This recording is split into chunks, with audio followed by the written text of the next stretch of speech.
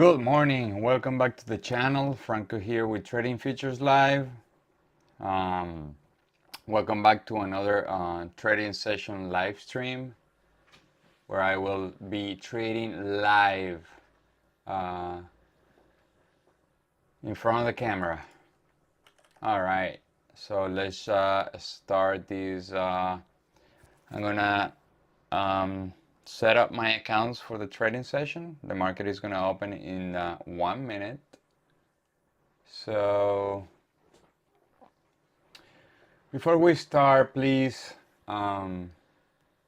understand that trading is inherently risky and you can lose all your capital. Please trade on your own risk. We do this for educational purposes and for our own accountability. So with that being said, let's start off with the trading session. So I'm gonna set up my accounts. I will be trading 2 accounts. Now, if you guys saw my if you guys saw my trading recap yesterday, I had 2 losing days in a row. So today is a fresh start for a new month. The month of September is starting, so I want to be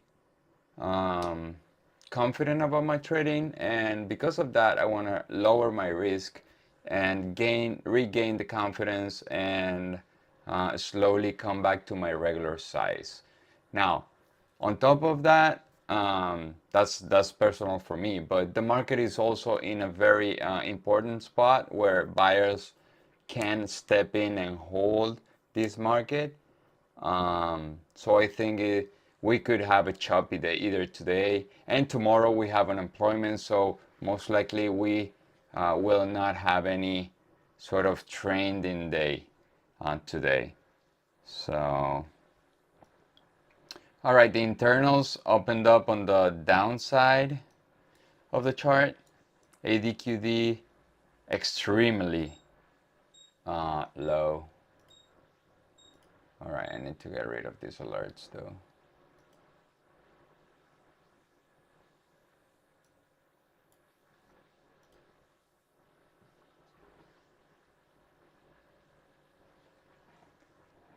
Feel free to put in the chat if you have any levels or something that you want me to review. I think my screen is a little bit darker today. I don't know why. OBS updated. They threw an update and now this thing is suddenly very dark. I need to fix that for tomorrow's video though.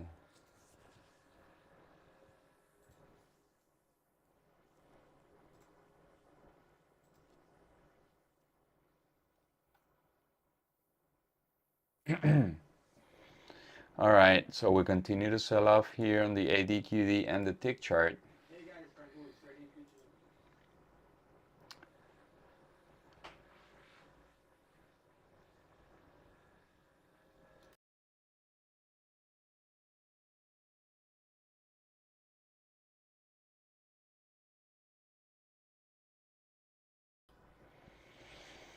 All right, so what do we got here? Let's set up these group accounts.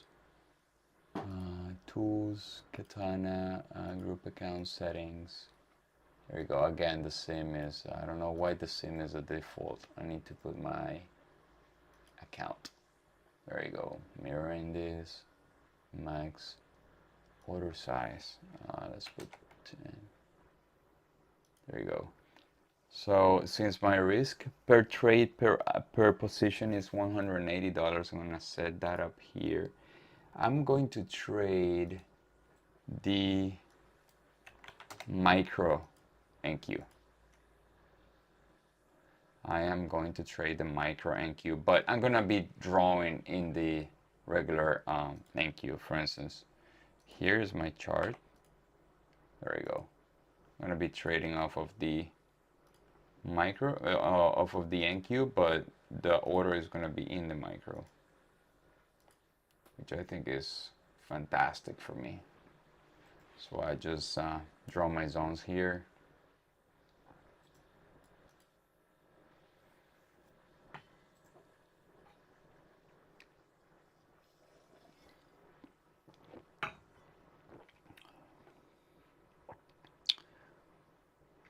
ADQD opened up and straight down. Tick chart is holding a little bit to the lower end of the chart. All right, let's do this.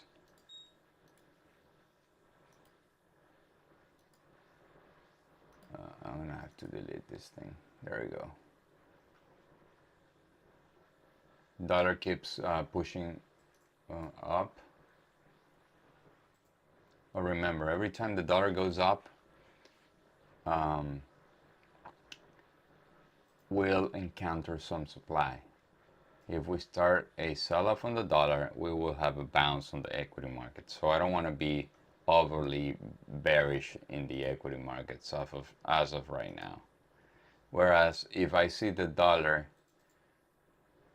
choppy and the market dropping, and then I'll be more bearish.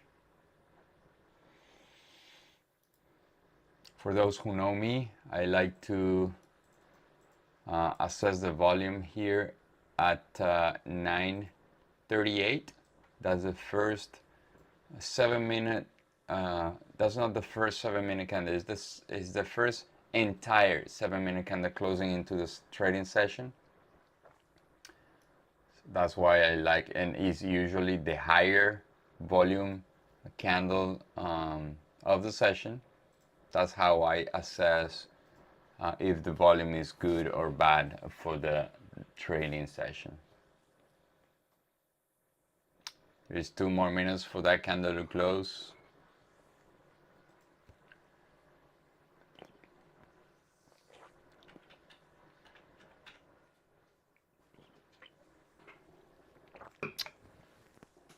If you see the weekly, we just had a, this is a new month, right?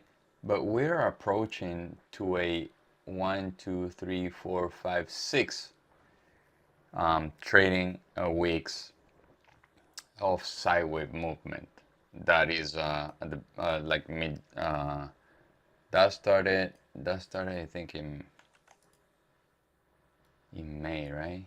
No, June, the mid-June, right? So that entire area is right there right now. I think it would all depend on unemployment tomorrow and see if we are gonna hold these lows created in mid-June, or we are gonna continue going down. That's my guard dog. I apologize for that.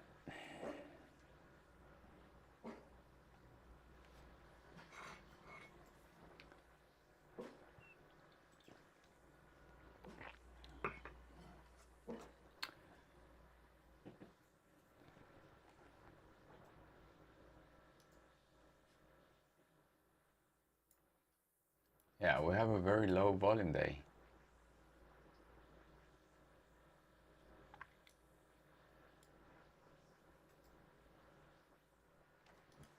I would say this is average. The red line is average. And we're 40 seconds for that candle to close. So I do think, put more data here. There we go.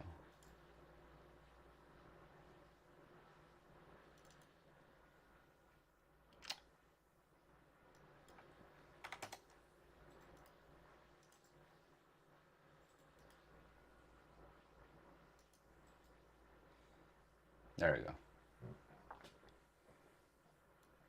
This is the overnight high.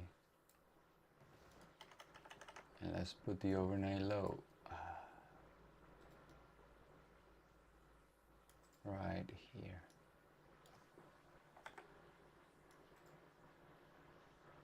You want to have these points in your chart.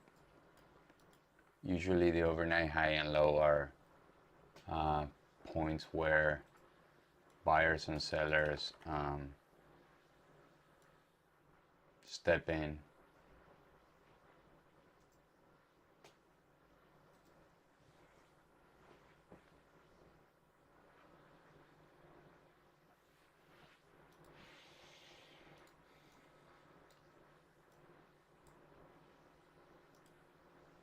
Dollar continues to go up. but the market hasn't gone down. So I want to be very, very careful with a short here. ADQD continue to go down to levels where start to feel oversold, minus 2100. I think I haven't seen this below 26 or 2700. So it's 2200, close to 2200. So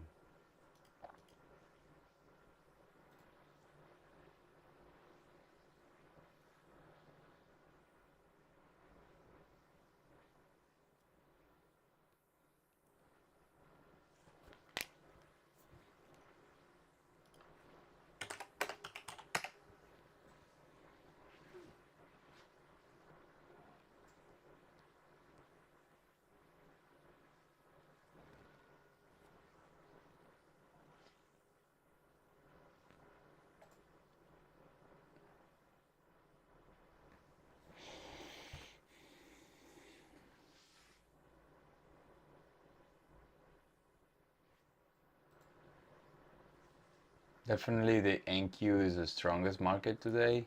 RTY is selling off. Actually, RTY is minus 1.5%. That's a lot. I said it on the live stream on the pre-market analysis.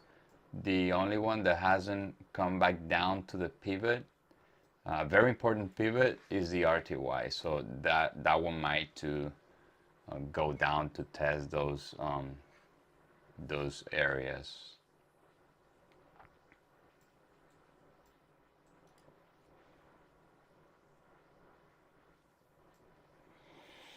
All right, tick chart finally at the zero line. We went through very, very strongly. We have what do, we do have. Let me get rid of this alert too. Fuck this. All right. We do have some. Yeah, we have ISM manufacturing PMI at 10, so we might have to wait for that news to come out. For now, the market is very bullish.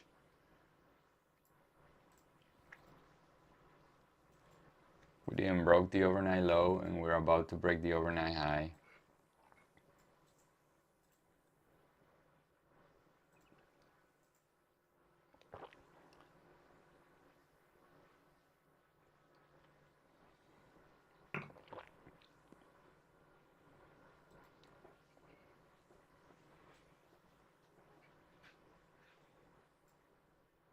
Now, I've said it's a lower volume than usual, so I don't get fooled by this rally.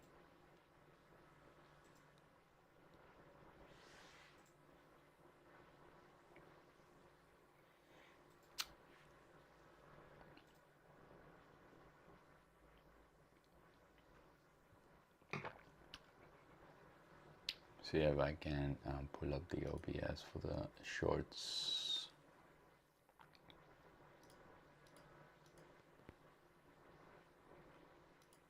There we go. Shorts. Short recording. Session. Start recording. There we go. So I'm recording my screen here to post shorts. All right. Tick chart back down to the consolidation area.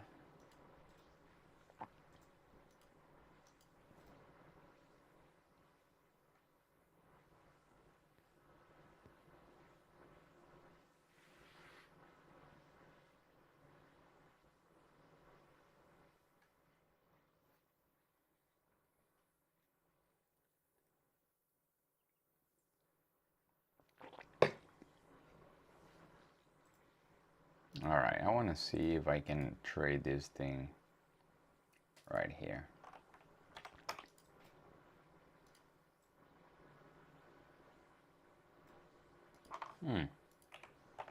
Actually, I do have this.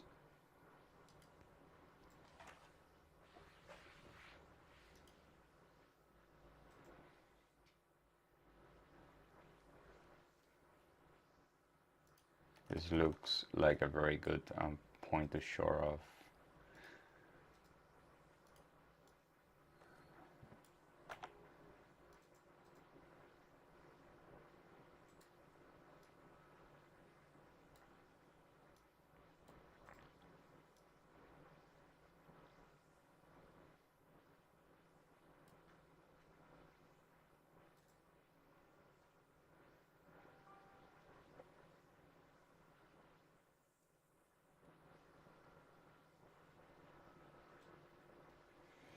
Thirty seconds for the 7-minute.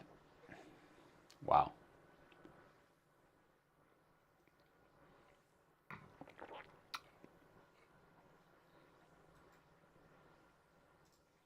The ES is completely flat since the open. NQ is one holding better. RTY is the weakest one, definitely.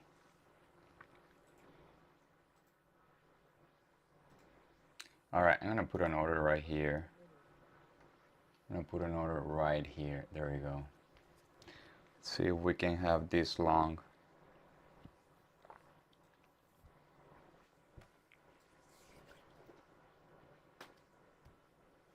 Is a limit order. The tick chart created a low. Now it's holding right there.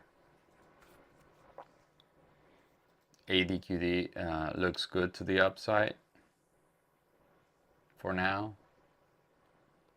3-minute pattern looks good.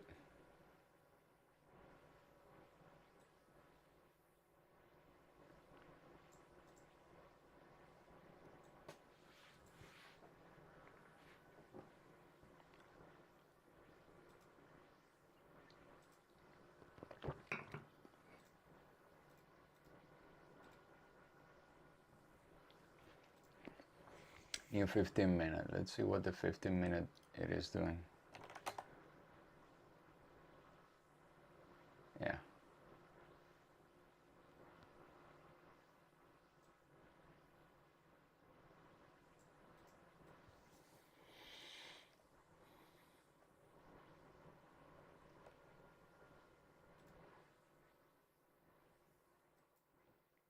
The chart is still holding quite well though. I want to see what the dollar is doing.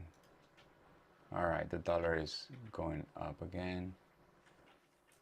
Let's see if we can have some sort of reaction right here. If the tick chart does break to the downside, I will take this order off. But for now, I still want it on.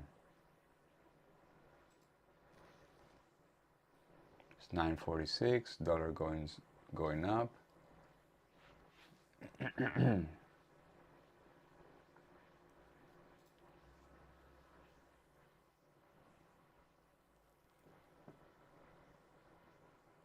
That might be it, guys. That might be it. That was the retracement that we were waiting for.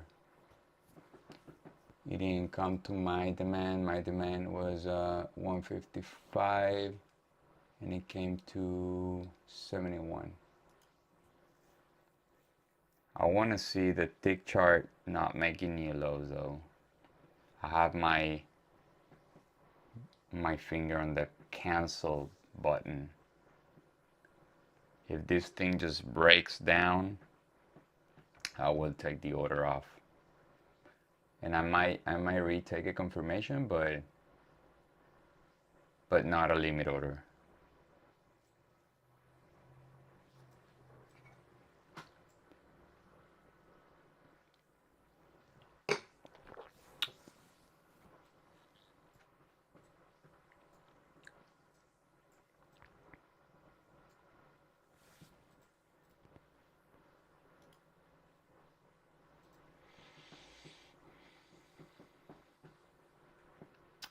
Manufacturing PMI in 11 minutes. So I want to be careful with that.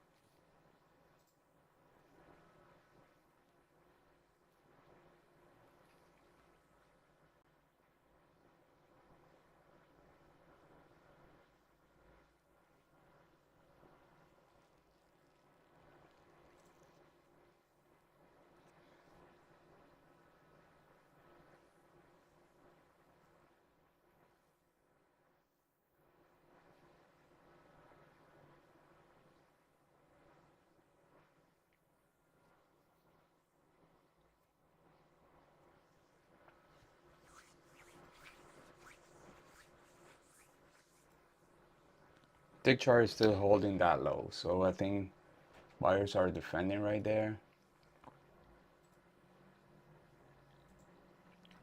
Dollar is still at the high, so that's not a bad sign. It's in supply. There you go. So that's good. That's good. Price is coming down while tick chart is not. So that's good news for me.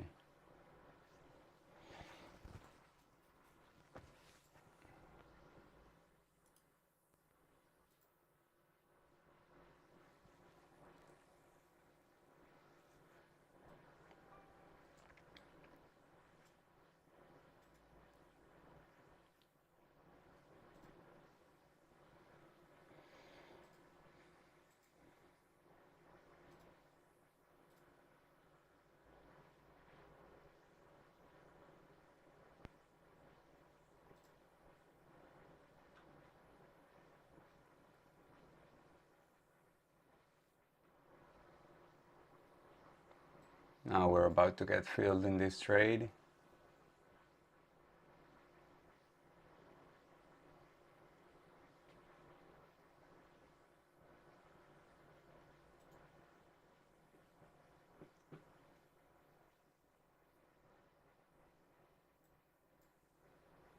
All right, tick chart is not violating any lows, so it's good for me for now.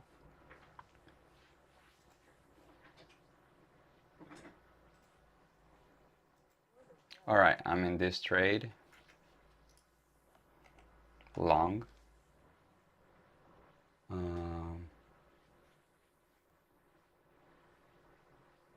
See if we can have a push right now. The tick chart is not breaking any low, but it's not going up either. We're gonna have a new 7 minute in 5 seconds. See if we can have a push to the upside.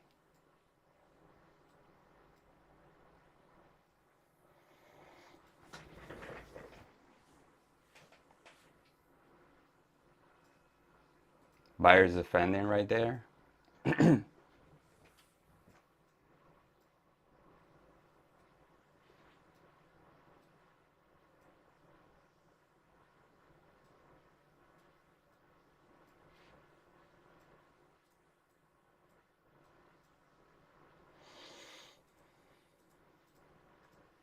So a lot of selling pressure.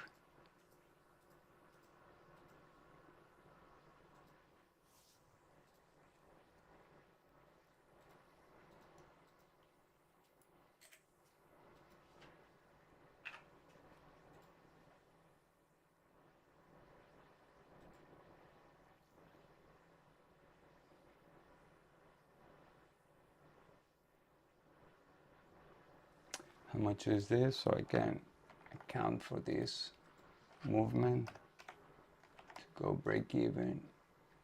Sorry. 18. So was I 18? I was close.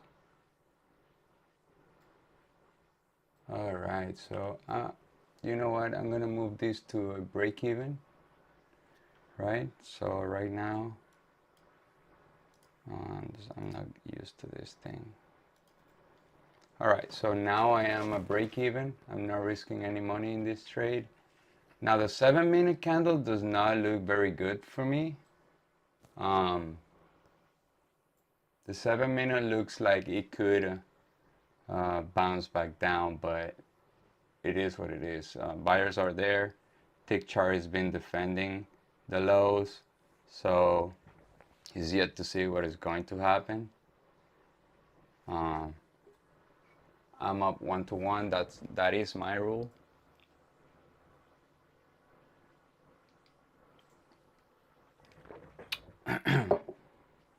And we just let it play out.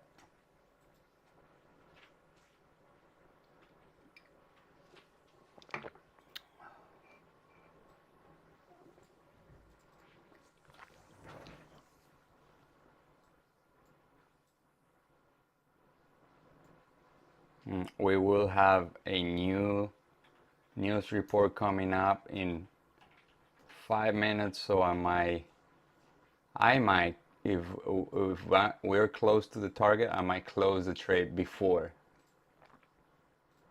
I don't want to be overly aggressive here. There's a lot of selling pressure right there. And I understand like the other markets are like RTY is selling off big time. RTY is dragging all the other markets. Wow. Tick chart making new lows though. Oh, there you go. I think that's it for my trade.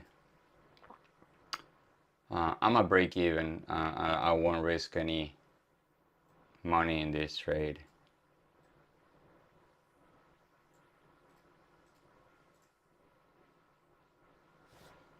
I want to check on the dollar though. I just want to check for checking because I'm not going to do anything. Yeah, there we go. That was it. We are stopped out break even. And let's see how it goes. I wouldn't take this zone again. I would not. The tick chart started to make a new low.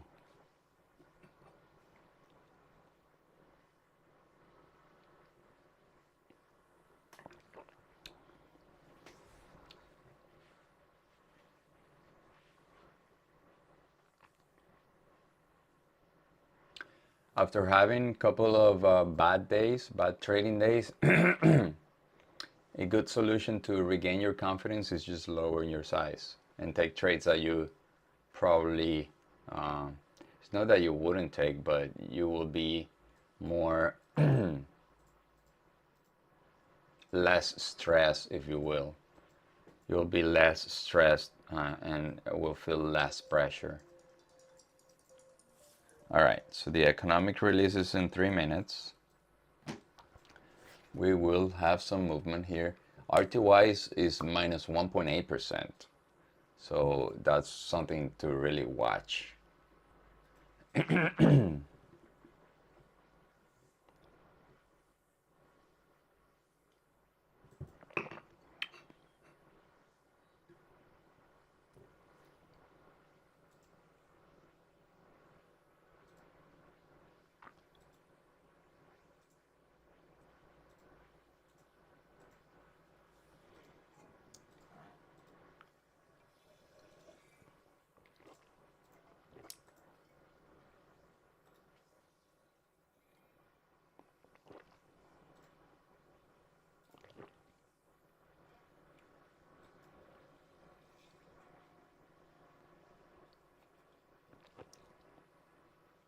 Looks like the zone worked perfectly fine. Yep.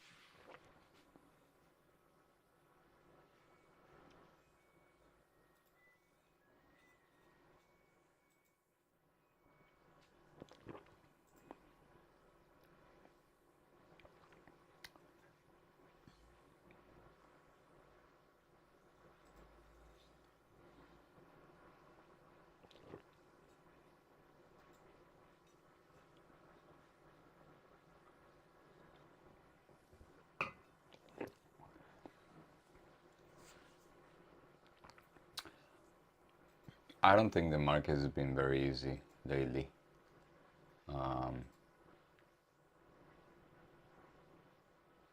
We have a lot of things going on at the same time. Geopolitics, macroeconomics. We have an election in November. So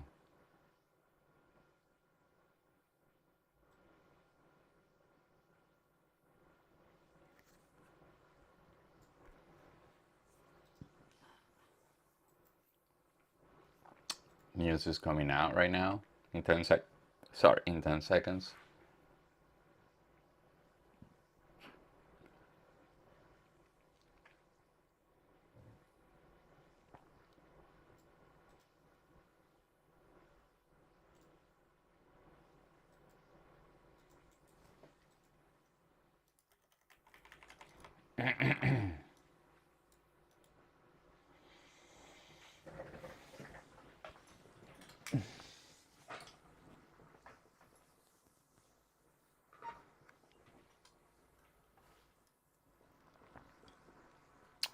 I took a long trade down there at the lows, and I got stopped up for a break even. And now we reassess. Now we reanalyze, see what we do.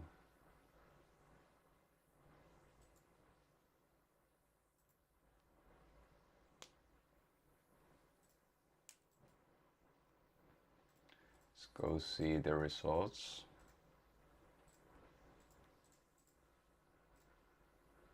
Yeah, an increase of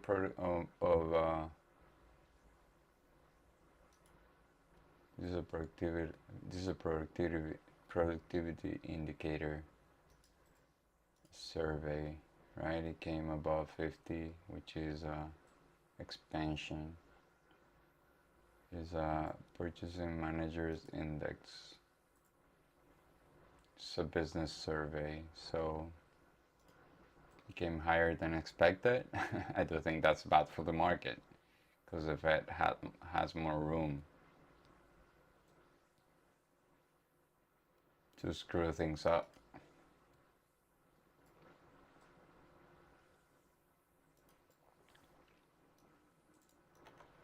ADQD coming down, so we might break this overnight low. I mean, the demand's still holding, but if we break to the downside, I will look for any sort of short opportunity. I want to be careful. I don't want to short into demand. So I do have this, right? I do have that. And where's the real pivot? I think the real pivot is right here. We need to break it. Wow. ES going down big time, 1%.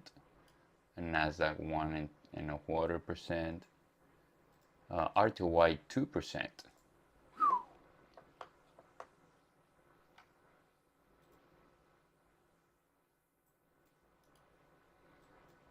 So I would say you don't see it, but I'm gonna put it here on OBS. There we go. This one.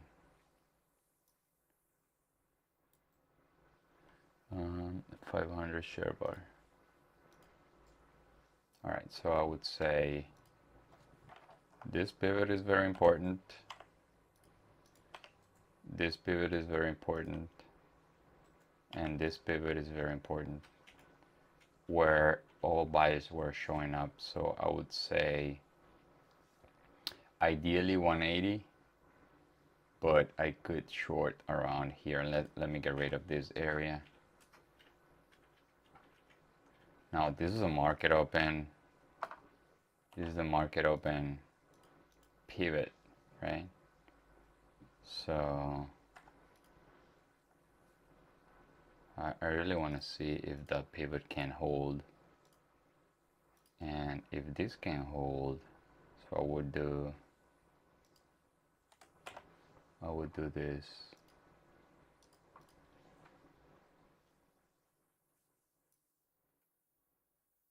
No, not really. I don't like this too much.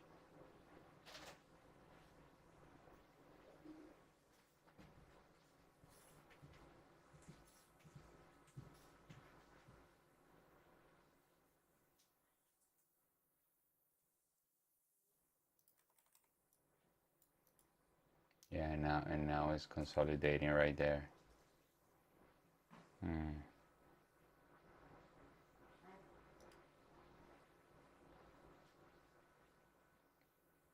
Yeah, what if I choose something around here? If tick chart comes to an extreme while price is here, but it's not coming to any extreme. It's just barely coming to the zero line, which it looks like an extreme for today though. It does look like an extreme for today's trading session.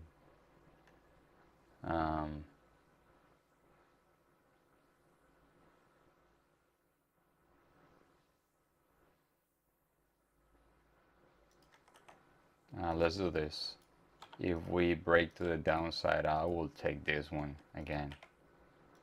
But the 7-minute is still very young. Sorry, it's about to close. I want a new young 7-minute. Let's put a short here, but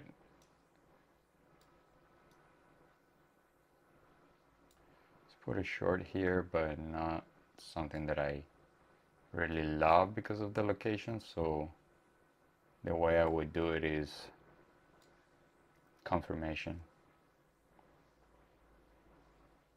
There we go. So we have this pivot, tick chart going up.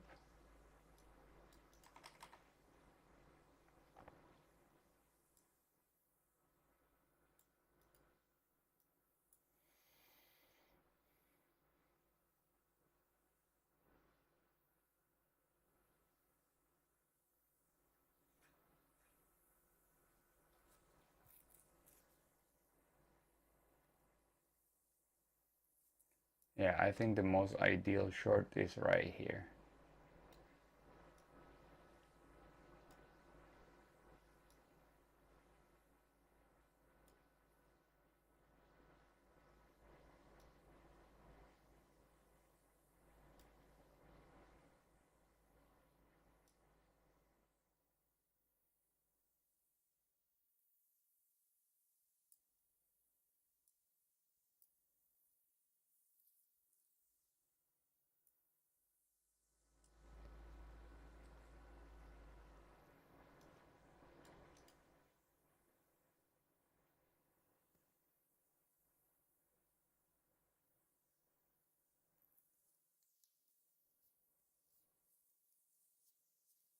It's so weak that tick chart just get to the zero line and start rejecting it.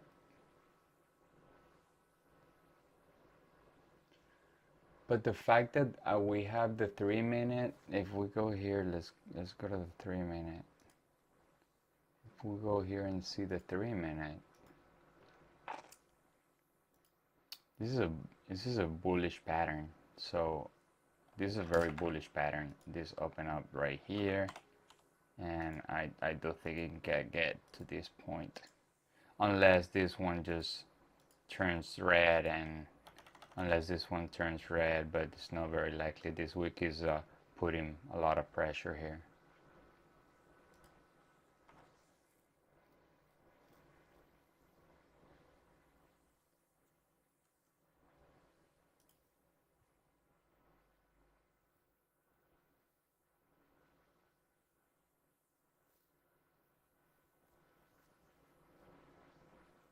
We haven't broken the overnight.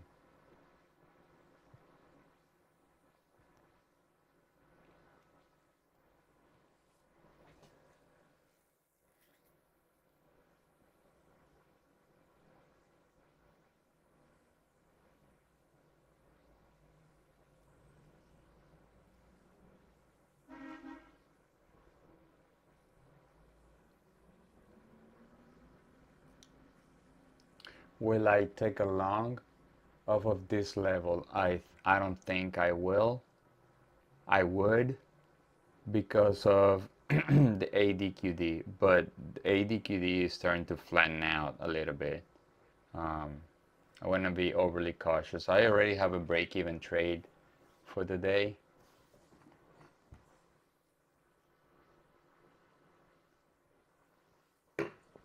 it was not a it didn't follow through. I mean, it went close to my target, not close, like 2 to 1 after I was break even, but it wouldn't have worked. So it's fine. So the break even saved me money.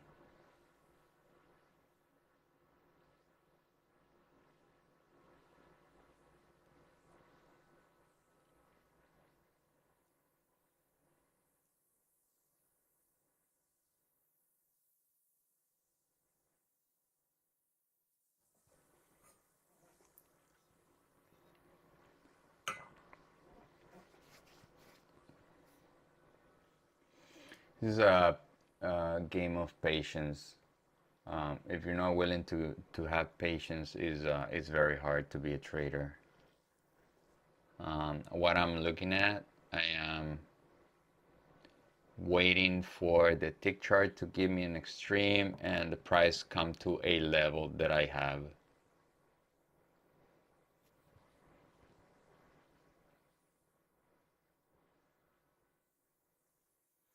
This is not BS though. I'm trading real money, real hard money. I have a funded account and I have a real money account. So the one that you guys watching is my real account.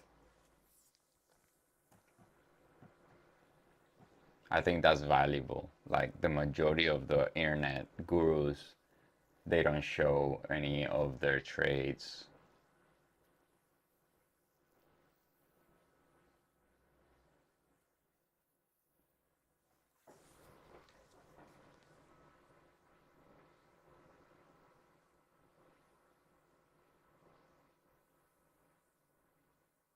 All right, ADQD continues to go down.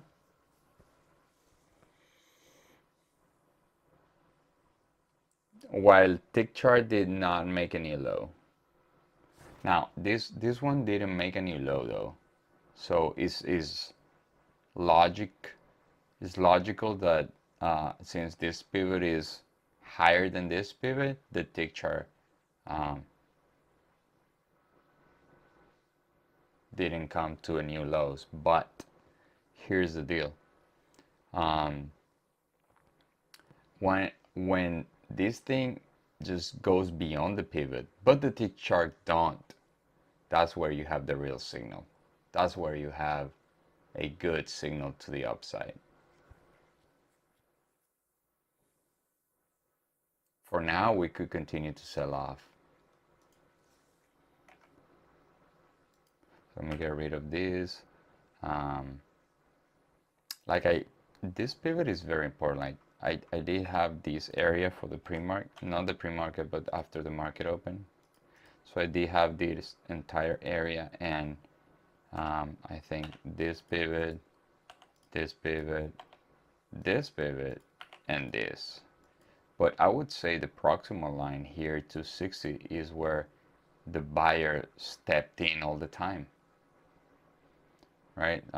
160 and 160, I only have this.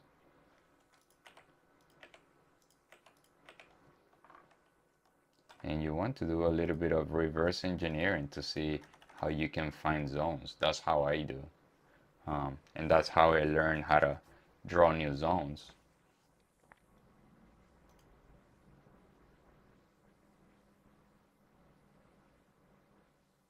If you have any question, please just type in the chat. Take your time to hit that like button and share to all of your friends to see if we can grow this channel. Main reason I'm doing this is my own accountability. I want to be accountable to you guys and to myself. But the reality is when you're trading, you need accountability. And if you don't have a mentor that helps you being in check, you need to figure something out. Because if not, you just will do things the wrong way. That's why YouTube is helping me here.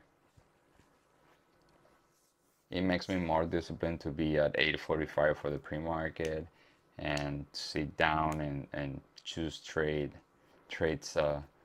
um, um, choose trade setup that are the best ones, right? Wow, ADQD sharply down. Let's go check on the dollar. Wow, dollar blew everything to the upside. I need to show this. Oh my God. The dollar is at levels of 2002, but we broke all those levels. This thing is acting very, very weird. Euro 0.993 and yields close to 327. Wow, I'm impressed by the dollar though. What a performance. All right, let's get rid of this chart.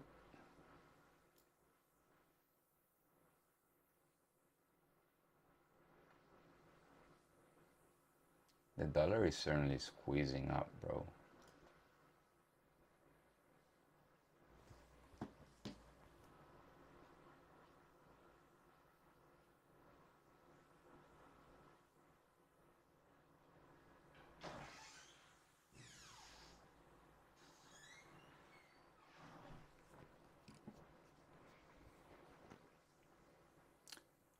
We did have an overnight low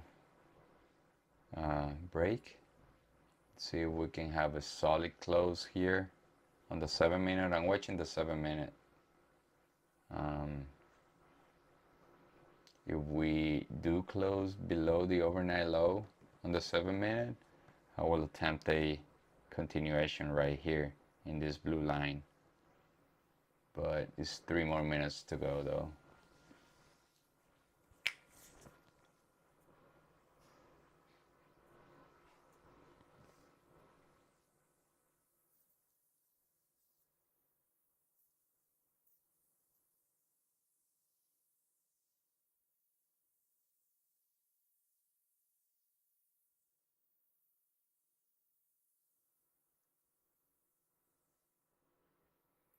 One and a half percent. This thing looks like it's going to continue. 1.5% to the downside.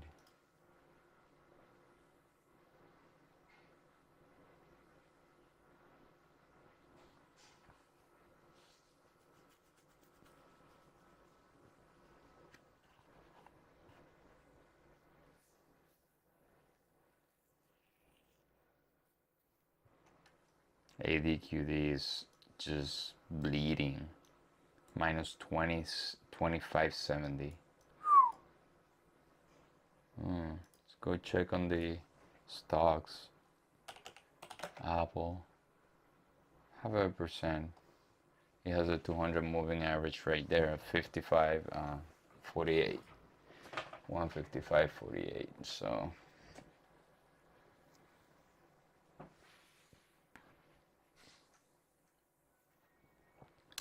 Nvidia is the one dragging the Nasdaq, I guess, down 8%.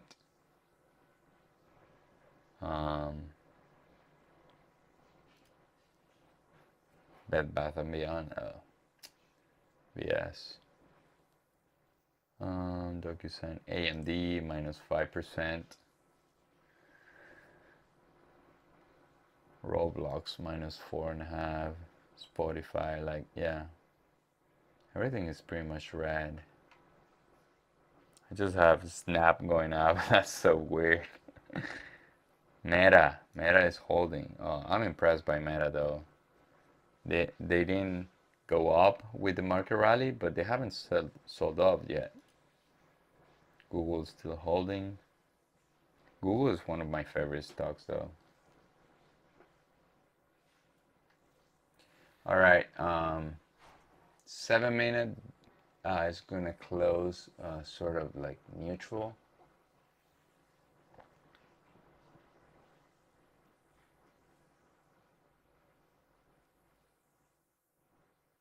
Just 10 more seconds to close.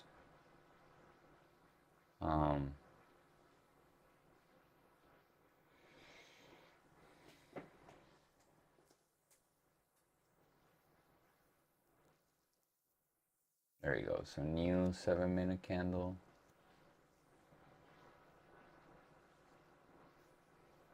Let's go to the internals. Bloodbath in the ADQD. Tick chart did not make any low. Tick chart did not make any low. Now, it's not making highs though. It's below zero line at all times.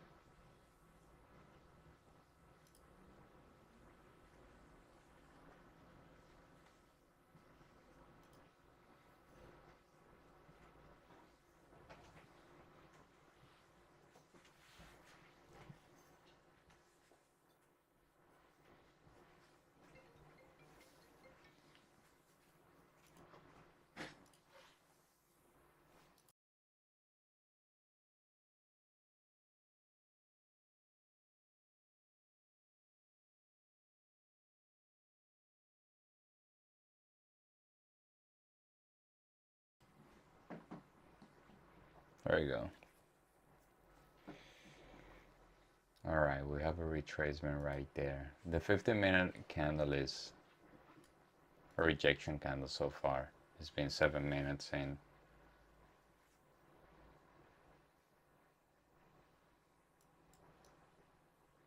Tick chart came to the extreme for the day. So I really want a exhaustion for me to take this short. Is 10, time is it 10:22? See if I can get this trade. I don't want to be overly aggressive right here.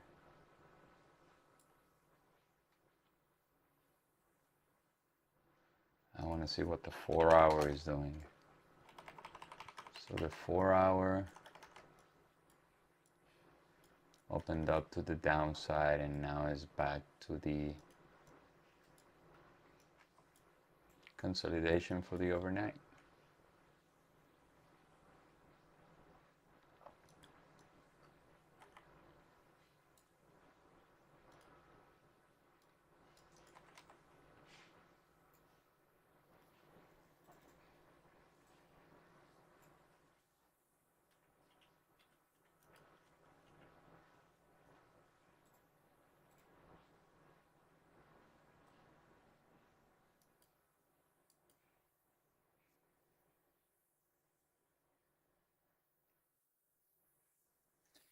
All right, ADQD is coming back from the bloodbath, 2500.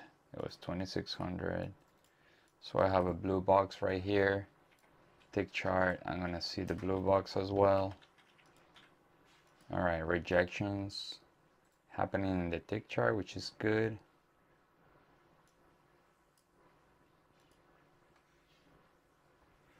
Remember, the topping patterns will be shown on the tick chart. Like I said in the video from yesterday, if you haven't watched it, go back and see my recap. At the end, I do explain how I use the tick chart to spot topping patterns. Just go back and check it. It's at the end of the video. That's very useful tip on how to use the tick chart for topping patterns.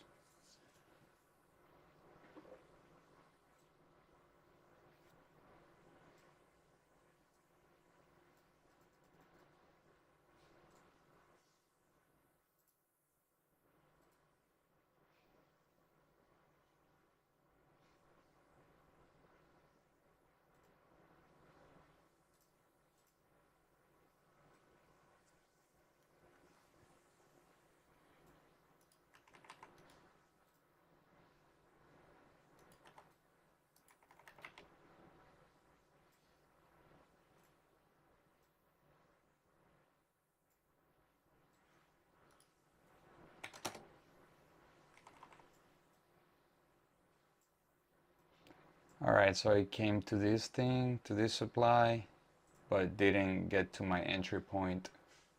My entry point is 62 3/4 to 73. So if it comes, it's easy because if it comes to that point, 62.50, sorry, 60, 62 3/4, I want the tick chart not to be making new highs, right? That's easy.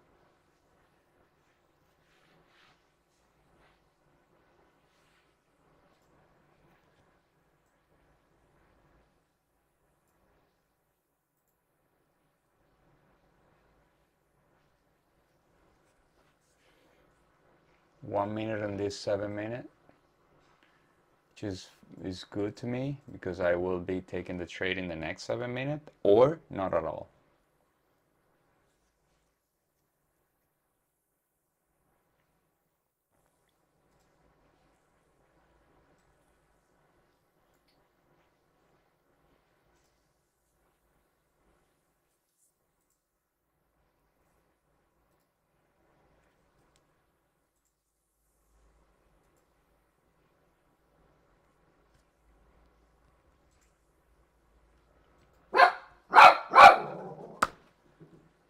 Sorry, my dog.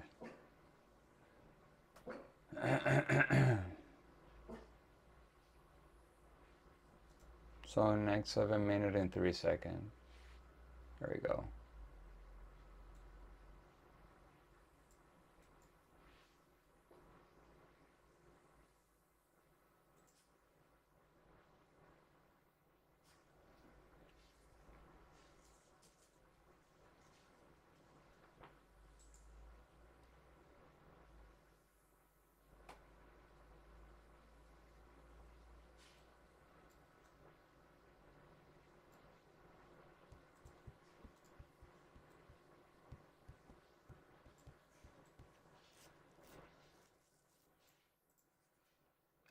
The area is still holding. Now, the more it comes down, the less likely for me to take this trade. Because a pullback to that area will make the tick chart to come to a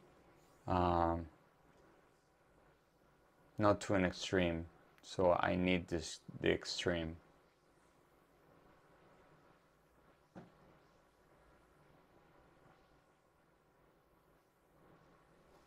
There it goes. It's coming closer.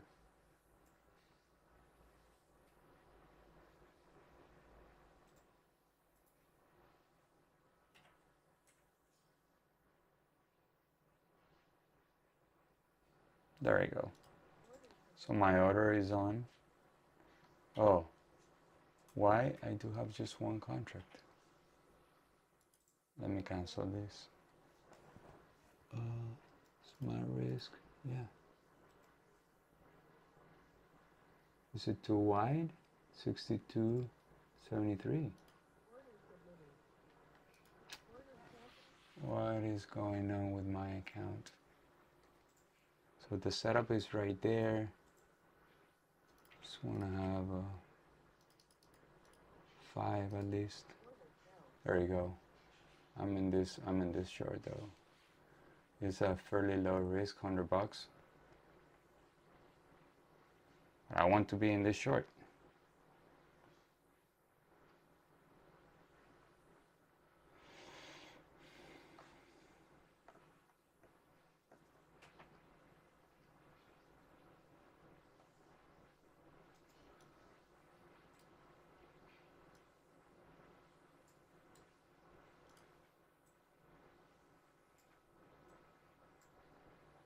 I don't know why my calculator is not working. It's just putting one contract.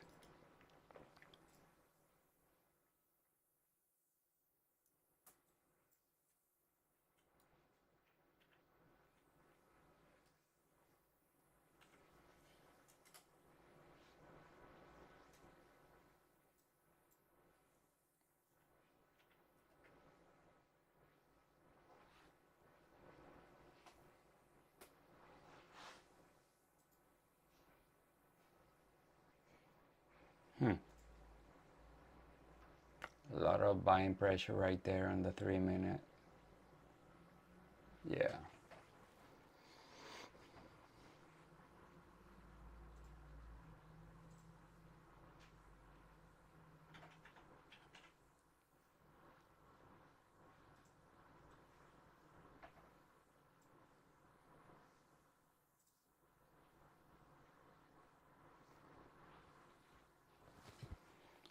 All right, I'm about to, did I hit 1-to-1? I think so. I think I hit 1-to-1, right? Yeah. So I'm moving my stop to break even. Let's see how this trade works. Tick chart is an extreme low. We might get stop to break even. Yeah. I'm gonna rename this channel the break even trader. I've had two break evens too often. Oh my god. Now the tick chart is in good shape. Same pattern from yesterday.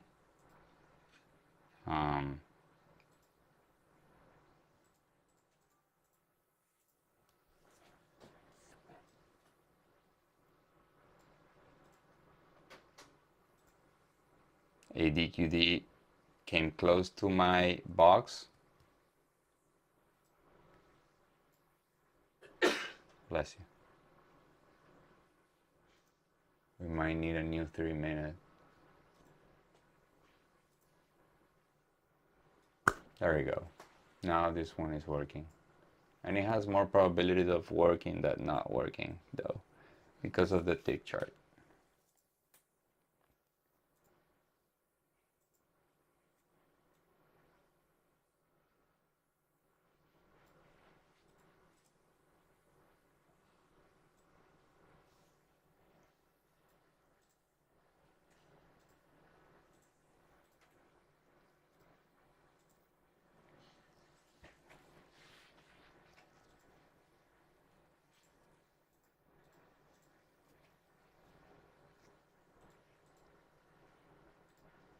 It was a new 30-minute candle though.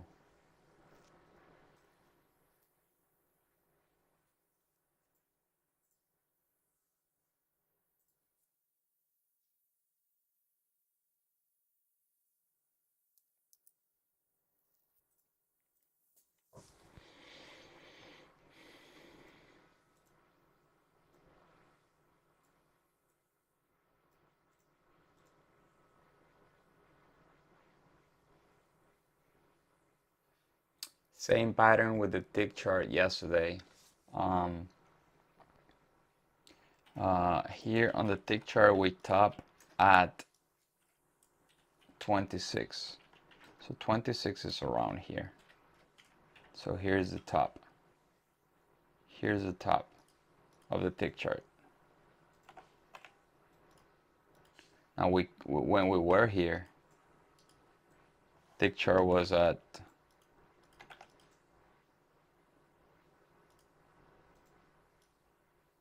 29, right? Yeah, there we go, 29. Here's the top. Tick chart, one simple pattern.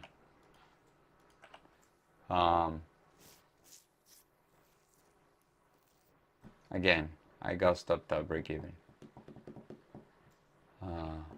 There was no follow through though.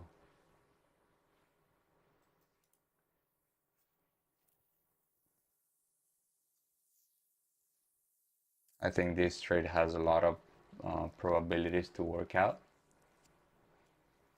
And I think I might re-engage around here. Let's see.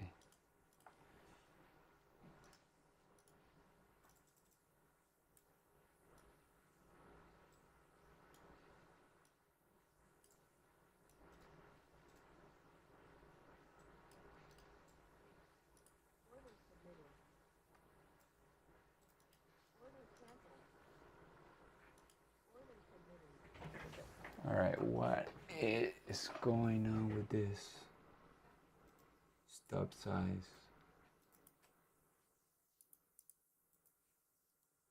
It's not calculating.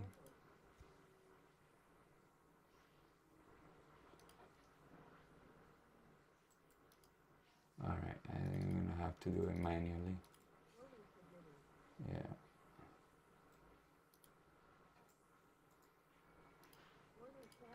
There you go. So we missed the trade. We got stopped at break even. Now we need to reassess. Two break evens. The first one did not work at all, meaning it would have lost the entire amount of risk. This one is, where was my target? I think my target was around here, right? 17 or 18. Yeah. And the probability of hitting 18 is very high.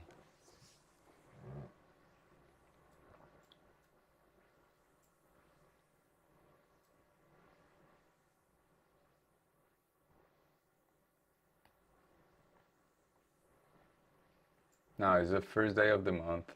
I don't want to be overly aggressive. I just want to start off the month fresh.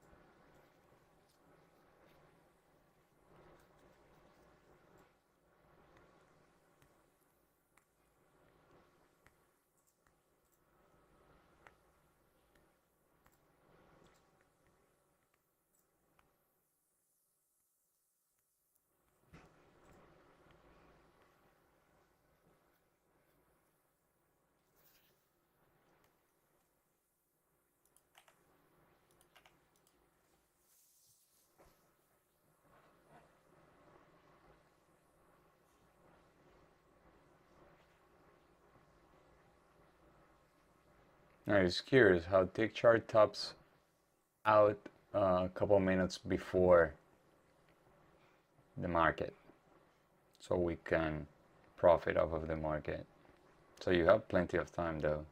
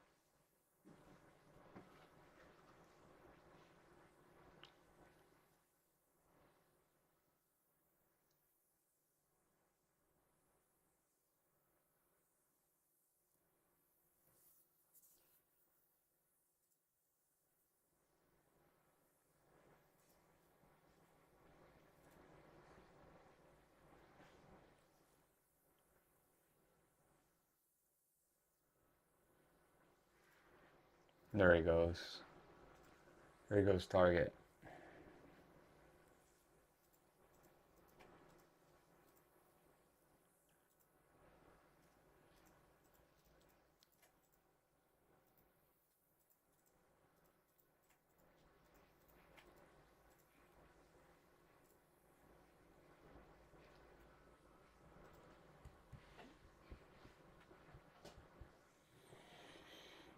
New tick extreme. Let's see where I did have a 51 later, but didn't get there. It was very weak. This is classic though. You see how I enter up here, right? Where was my trade? Oh, no, this is a mess. Let's see here.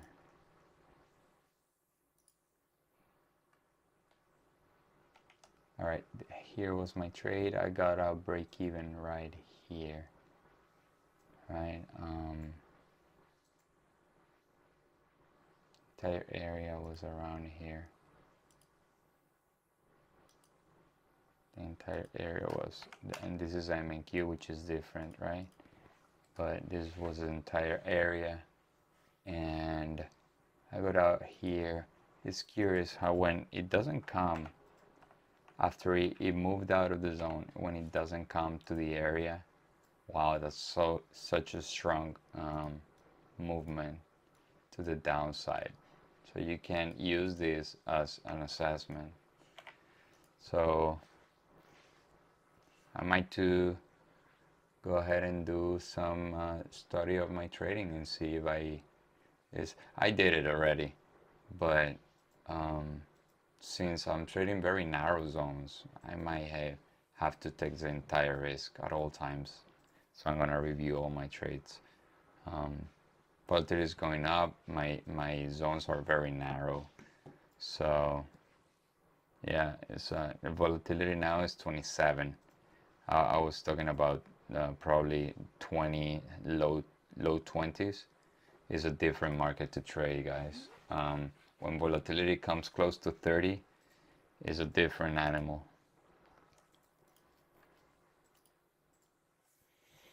So, two break-even trades.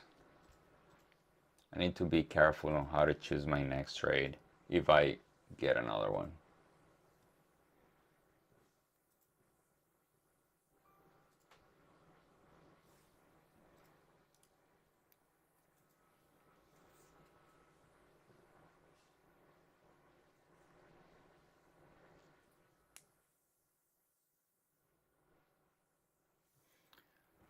I'm getting to I'm starting to notice that the volume is more evenly distributed along the day. It's not like the first few candles have a lot of volume and then it dies. No, no, it's sustained. It's very sustained.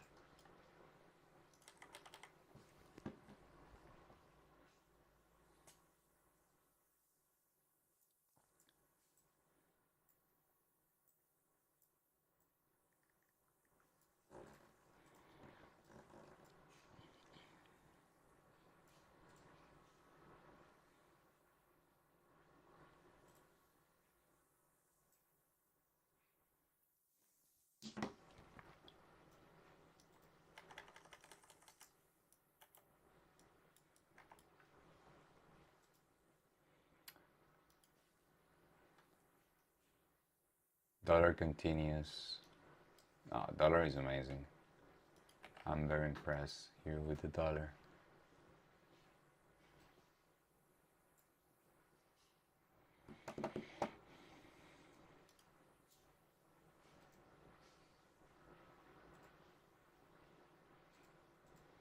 Nasdaq at 61.8 feet retrace. So how do you measure that? Hence, uh, from the last rally, you mean? Let me do that.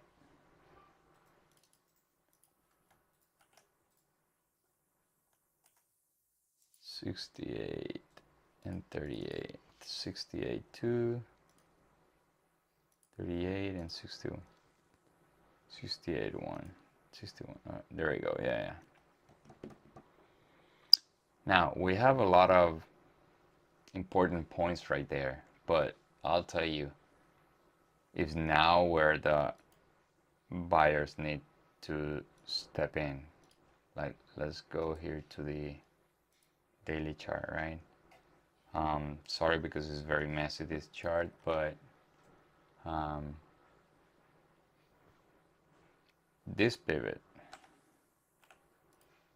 this pivot, this is very strong.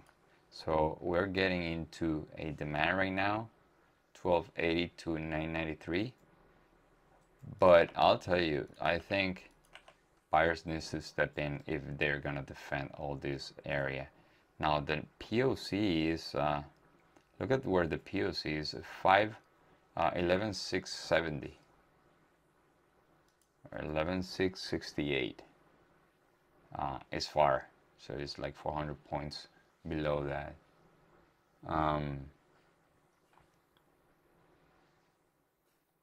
I think in a normal bullish environment, we would have just gotten to this point and just turn around. Well, trading session is still young.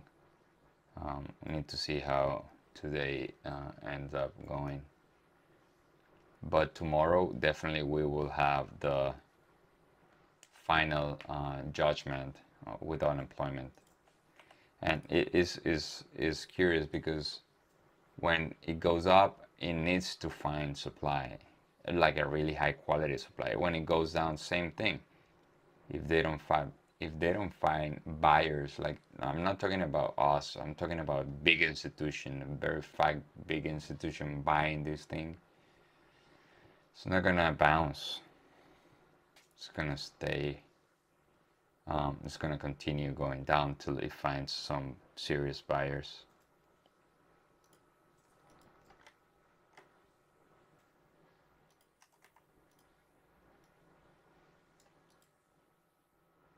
Yesterday, from my trade where I was, the one that I described in my video, the movement was around 1%. So 1%, how much would be from here? 1%, it'll be 100 and something points. Yeah, 120. Yeah.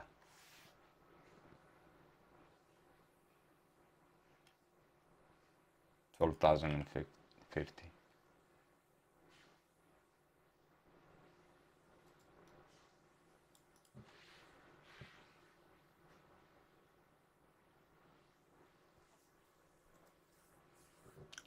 Guys, let me know what's your sentiment.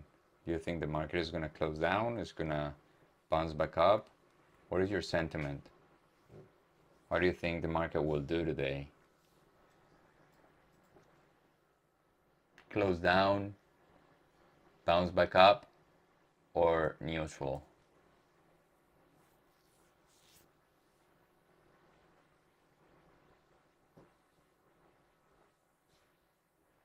Up at any moment? Yeah. Yes. Could be. Like I said, today is very important day if we're gonna bounce. If this is not a bear market rally,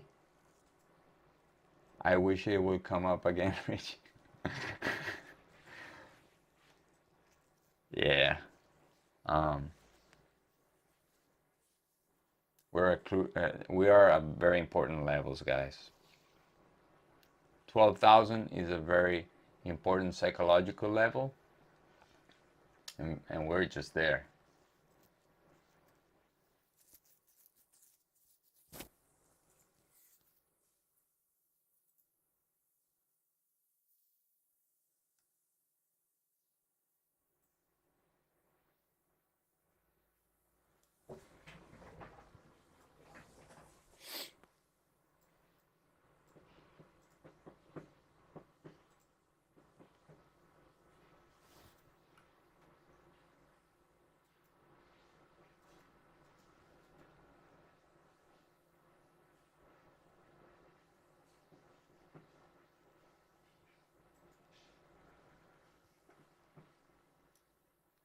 Yeah, 3,900 is an important level also for the ES. And well, I did have the short. I was in the short, but I got stopped at break even. Volatility, I need to reassess because volatility is going up, right? Volatility is now at 20, and that's one thing that I need to work on. To work on 2730, right? I need to either have like wider stops or better entries. Um, I know we're close to the demand zone, but for instance, for myself, because I trade very short time frame and very like scalping type of trading, right? Um, I could have good runs, but it's basically a very limited risk. Um, I could short when we're close to the demand, right? It's gonna be riskier, yes, but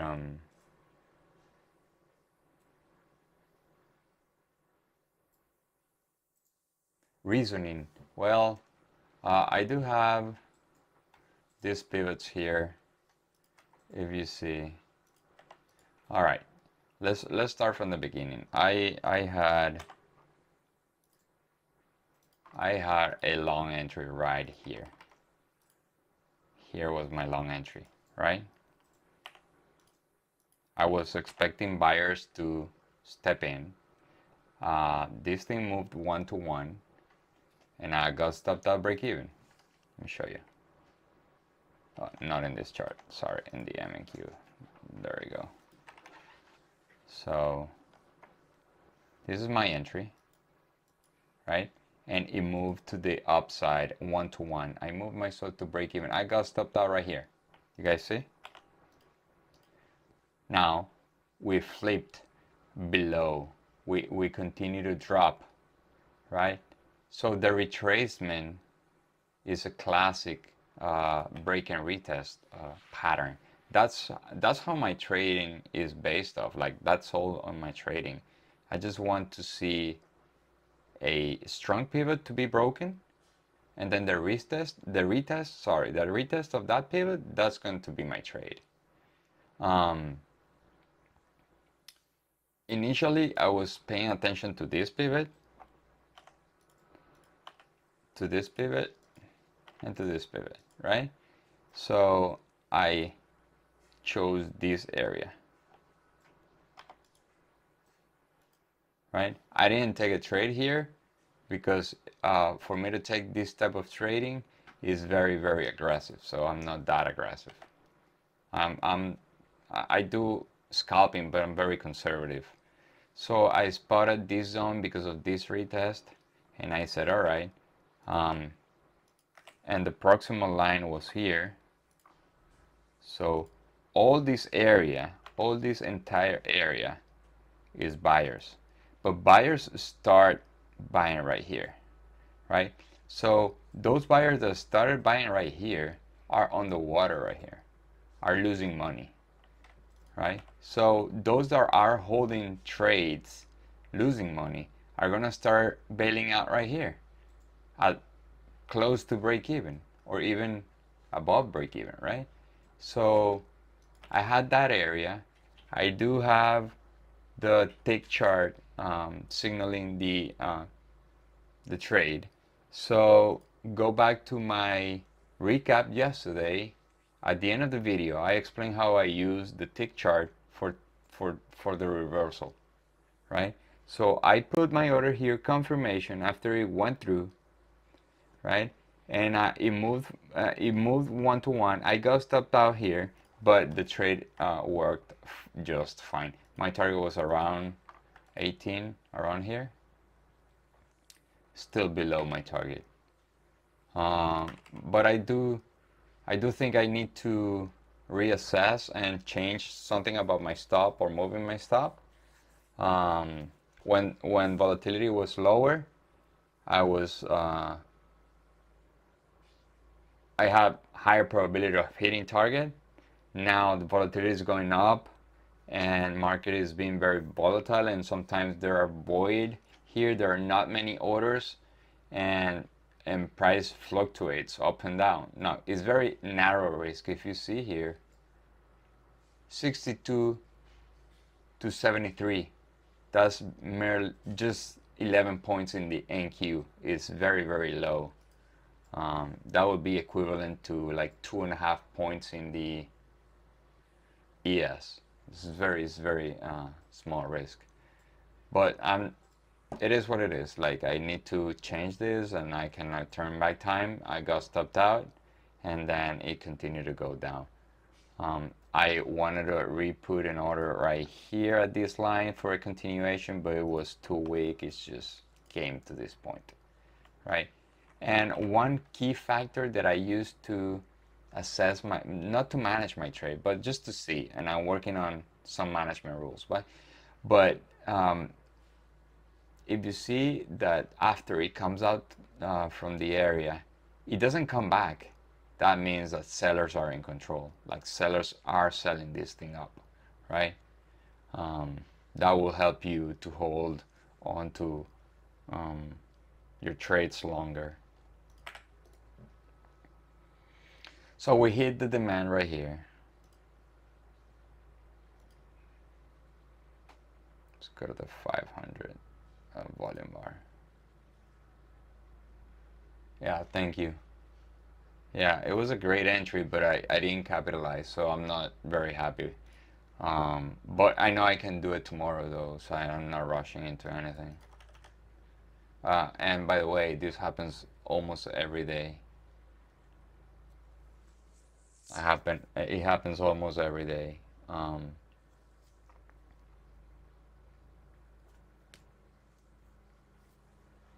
Now we're in demand right here. This is the overnight low. Um, would I be taking a long position right here?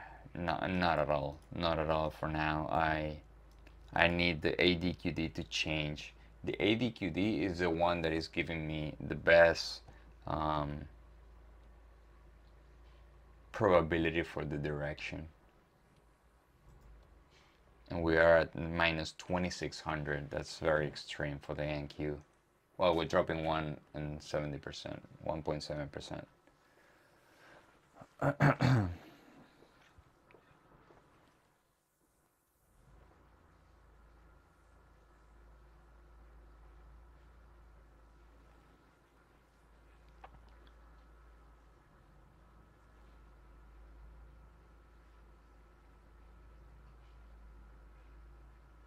So there are two possibilities that could happen the rest of the day is we either chop around this demand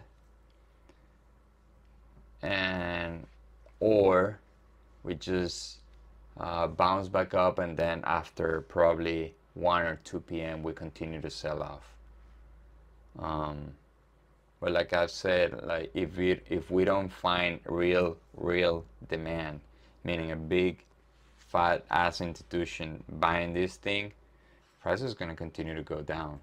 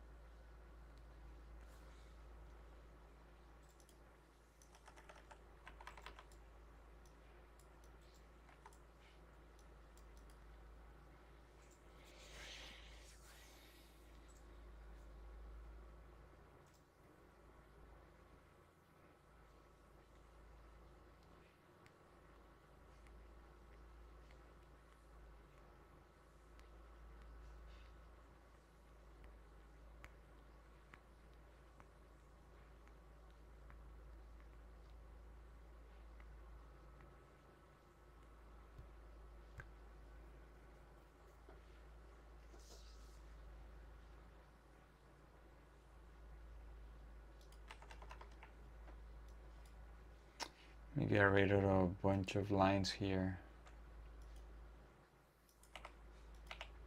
There we go.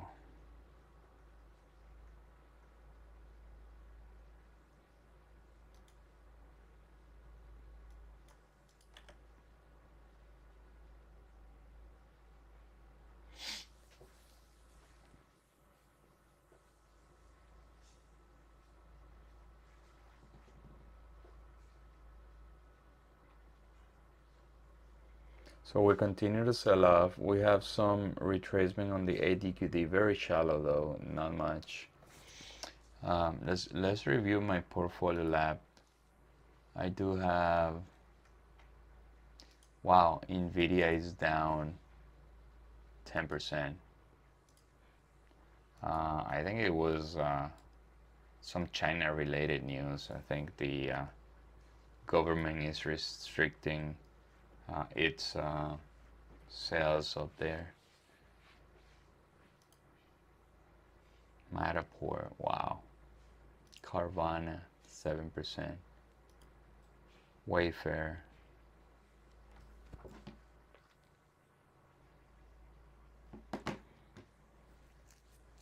spot 100.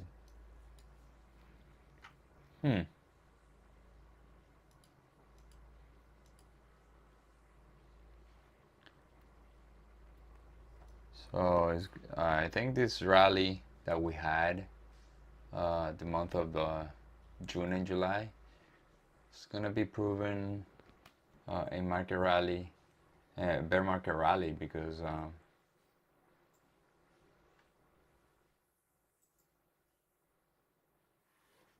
no, I haven't, but I'm planning. Look, we are restructuring the channel, so I'm planning to do some educational videos. I'm gonna start with the dollar. The dollar index is one of the higher probability enhancers that I have. I think the dollar is everything for the equity markets and commodities and so on. So I'm working on the US dollar index correlation with the equity markets. So that's going to be my first video, but I need some time. I'm very busy. But yeah, I think I will do that.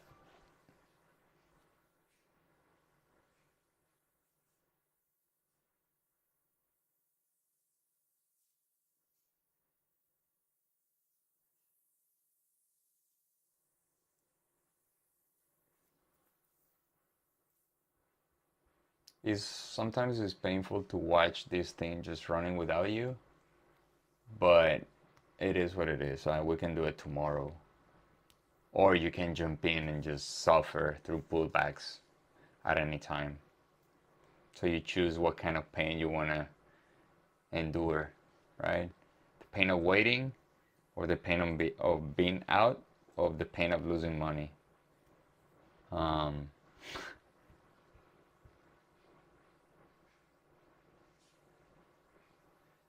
it's not so precise as a market internals. It's more like a directional thing. Um, when the US dollar is in supply and the equity markets are in demand, that's the perfect storm. It's a perfect combination. But I'm talking about real demand, like where it changes. And if you go to the DXY, uh, try to correlate them. It's 82% correlated. It's not 100%. That's the tricky part, right? That's why you cannot say, oh, all right, the dollar is going up and the NQ is going down. But it's 82 probable, right? The probability is 82%.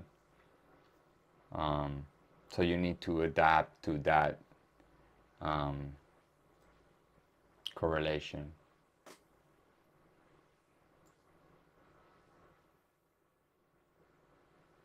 Now, I do use other things for the pre-market to assess what is going on in the markets. I use the yen, and I do bonds. Bonds are safe haven by definition, where when equity markets trader or investors are fleeing stocks, they just put money into bonds. They don't keep cash, or the majority of them, they don't keep cash. So the big bulk of dollars are put into bonds, making some conservative returns while they reinvest their money, right? So bonds are by definition a safe haven asset. I'm talking about government bonds, right? Like U.S. government bonds, not every government bond. Um, so I use the yen as well. I use now 10-year yield. I do, if you see my pre-market, I do watch the 10-year yield all the times, because 10-year yield is the bond, is the government bond that has more volume. So is the one that is driving the rest of the curve, if you will, right? And the 10-year yield drives the mortgage rate, meaning the mortgage rates mirror the 10-year yield. If the 10-year yields goes up, mortgage rates are going up, and so on. If the 10-year yield goes down, mortgage rates usually go down, right? And housing is one of the most important sectors of the economy, accounting like 17% of the economy. And right now, particularly, is very important, right? So the Fed is watching that closely. Now, the Fed is engineering all this drop, I think.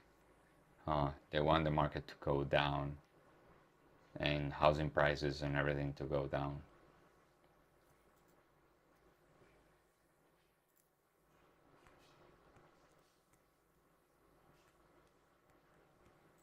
So a perfect risk-on day is sell on the bond, sell on the dollar, sell on the yen. That's a risk-on day. That means stocks are being bought. A risk-off day, meaning stocks are going to go down or are going down, is dollar up, yen up, bonds up. Not bonds yield, bonds, right? Now the 10-year yield right now is repricing all the valuations because of the risk-free rate. Right now, the market is very sensitive for the 10 years going up because the risk-free rate is going up because like the S&P 500, the SPY is giving you probably 1.5% return in dividends, where the 10-year yield is giving you 3.5%. So who's going to risk a downside on stocks when the bonds is giving you more returns, right? So all those asset prices have to come down to rebalance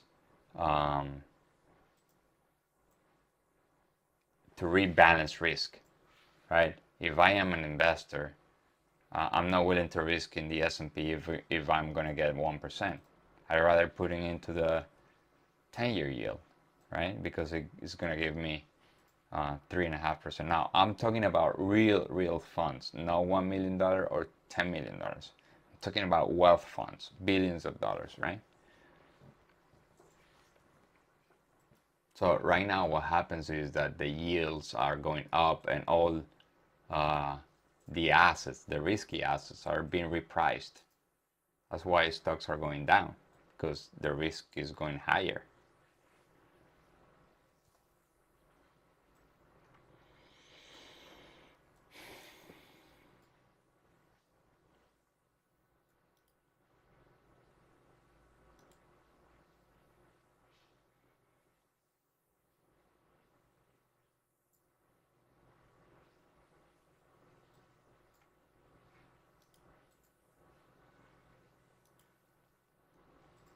So one thing about the dollar, the dollar to go up in this way is I don't like it too much. Like this is the dollar chart that I have, right?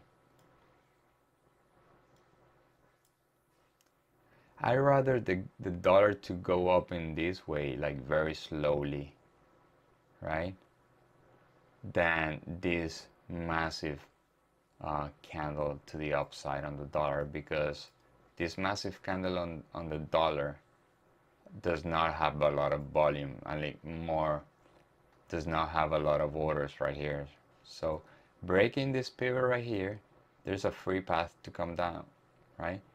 And if the dollar comes down to this point, that means that the equity markets are going to go up, right? Now, what happens at this point?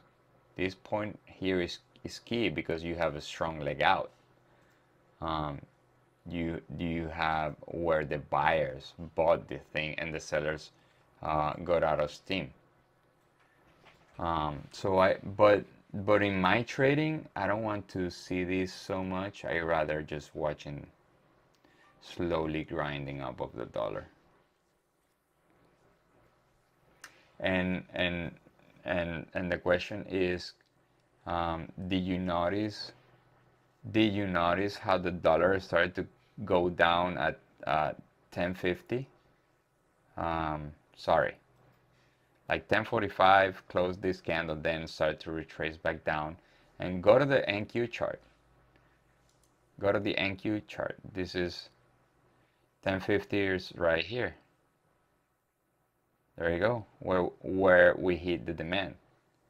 Yes, it came a little bit down, but now it's trying to pull back up.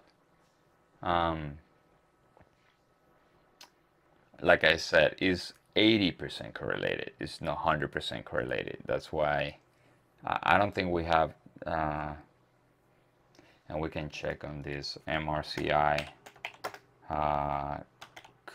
futures correlation.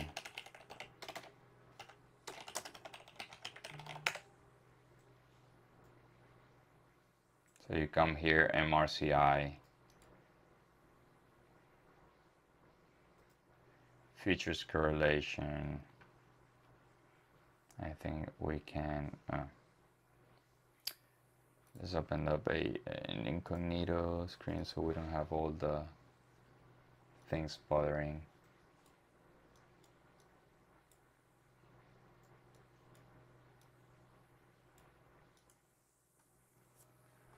MRCI futures correlation.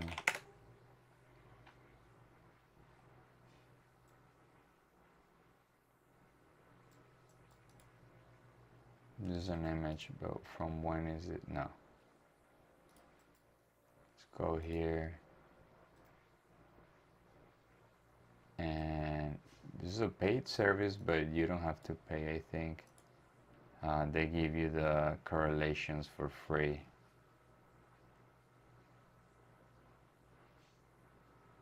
Futures correlations. There you go.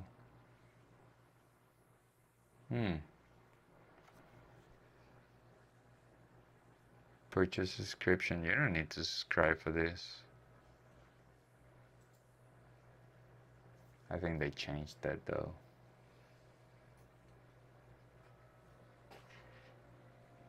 But I promise you I will have this chart for tomorrow so you guys can see the correlations. I might have it here. Give me 1 second.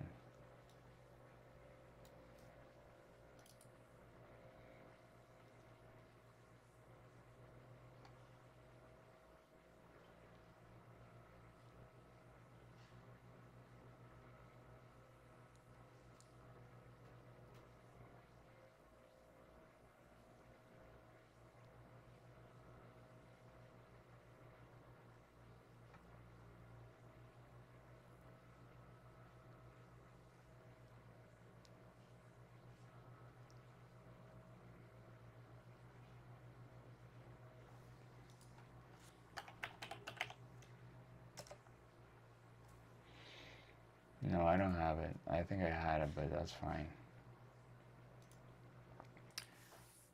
But you can come here and check that.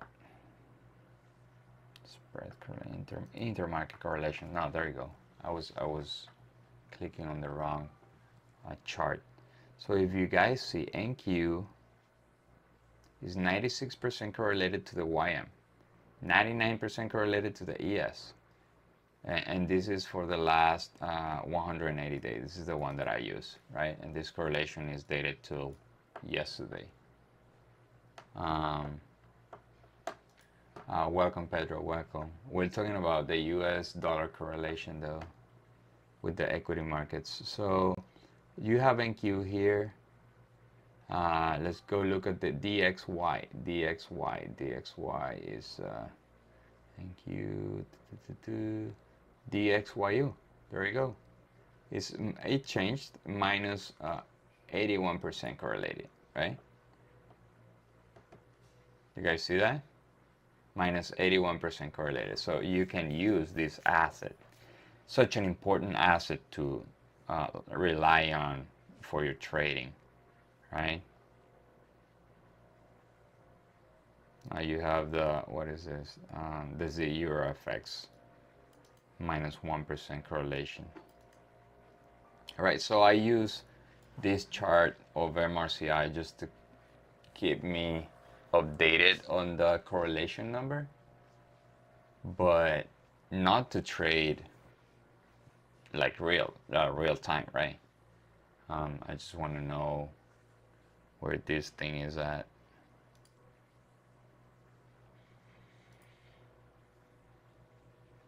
Still strong correlation. Yeah, it's 81%.